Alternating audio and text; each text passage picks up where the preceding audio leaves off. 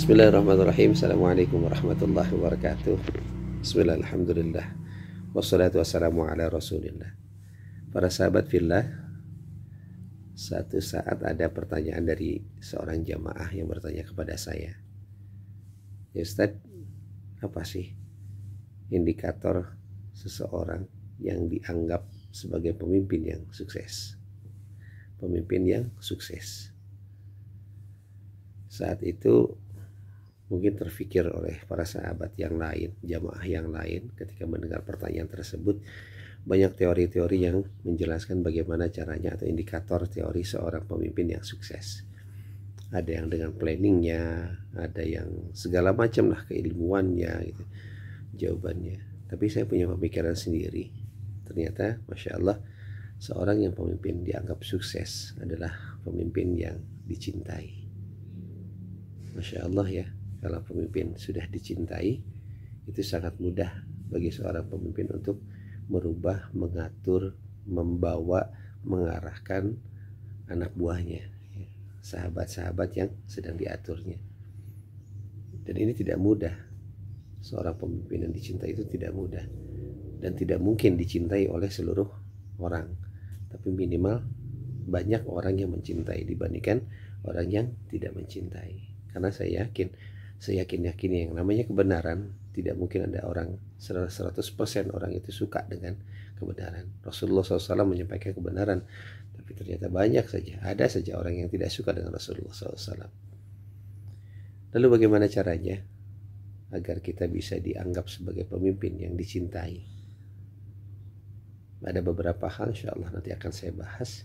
Yang pertama, seorang yang ingin disebut atau dianggap atau dijadikan seorang pemimpin yang dicintai adalah pemimpin yang bisa mengukur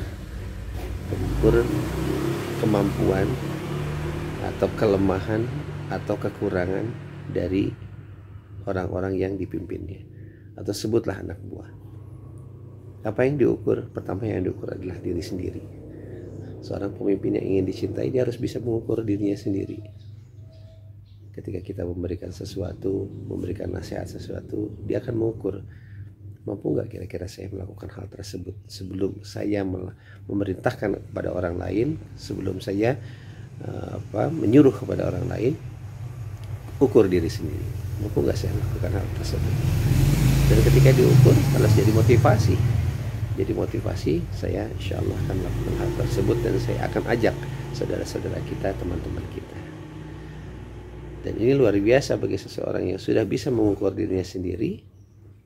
Dia akan mudah mempengaruhi orang lain karena konsisten apa yang dia ucapkan. Allah Subhanahu wa taala di dalam surat As-Saff, Allah sebutkan kecelakaan bagi orang-orang yang memerintahkan sesuatu tapi dia tidak melakukan. Kaburat maqtan indallahi am taquluna ma la taf'alun.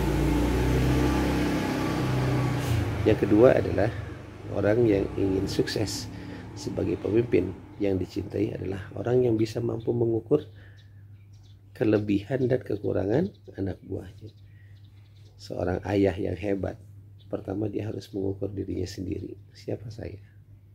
Diukur dirinya. Ya Allah, ternyata saya kurang. Dan selalu mengukur bahwa ternyata kekurangan datangnya dari saya, bukan dari orang lain. Ketika anaknya ternyata belum bisa baca Al-Quran, yang terpikirkan oleh seorang ayah adalah, kenapa ya saya tidak maksimal mengajarkan anak-anak saya untuk mengajar atau mengaji Al-Quran. Dan dia pun mampu menilai, mengukur kelebihan dan kekurangan anak-anaknya, anak buahnya, seorang ayah. Artinya ketika sudah seperti itu, dia akan indah, dia akan bisa menilai dengan bijaksana. Keputusan yang diambil akan menjadikan solusi, bukan perintah.